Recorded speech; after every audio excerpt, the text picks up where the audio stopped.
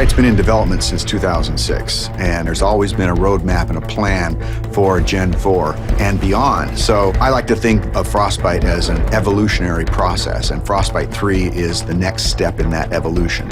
Frostbite 3 is a really powerful tool set. A gamer is going to experience a much more authentic, believable, and realistic-looking game.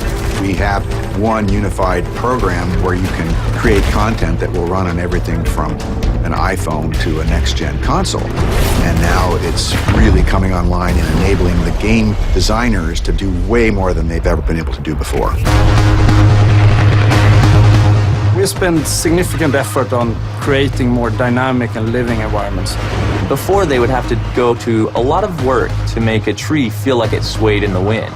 Now we give them the tools to create the tree, and we let the game engine control how the wind affects that tree. Frostbite allows everything to work together. The waves on the beach, the wind blowing the whitecaps, even the clouds overhead all move consistently with the forces of nature. You might see an explosion go off, you'll see the trees nearby shake from the explosion. It's sort of subtle, but it creates this sense of seamless reality. So the large world coupled with a lot of people running around interacting with you really pays off in Battlefield 4. Destruction has always been a core feature of the Frostbite engine. It's the evolution of the way the environment is impacted by gameplay. Everything from the smallest spark colliding, but also gigantic chunks of debris that crumble when they impact the ground. The guys on Battlefield 4 have been working on something called Levolution. Levolution is really about the concept how you can drastically change a multiplayer map into something different. It could be anything from a big building collapsing or to a dam breaking or anything really big game changer to the level. A recent feature that we've put in, and you'll see in Battlefield 4, is our networked water simulation. So what this means is all players will see the same wave in the same position at the same time. And this leads to some pretty exciting cat and mouse type of gameplay where you're ducking down and going up and you can kind of peek around as you drive in your boat. It will no longer swim on a flat surface. Instead, it will be affected by the different waves and everything. And that comes to everything from living characters that are swimming, but also to the ragdolls. Something like a jet crashes into the ocean, you'll see the water react and the debris will then float on the waves. It's a very, very cool dynamic engine. Things just happen and it seems right.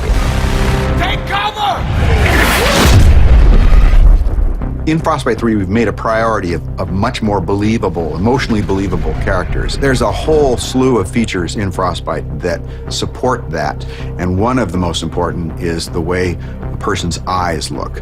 The way we render characters is better than ever before. We're doing subsurface scattered models. We have parallax animation in the iris. You'll notice it looks like a real eye. You'll back me up, right?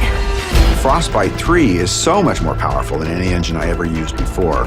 And it's not just the specific features and the framework, it's the fact that we're collaborating with other teams around the world. In the past, before we had the Frostbite team, we were building a new engine every time and we were kind of stumbling constantly. Now, to have the team here to focus on new releases with new goodies means that we as a team can focus on the creative side to deliver better games, better experiences. Today it's used by a lot of different genres, so everything from racing games to real-time strategy games and RPGs.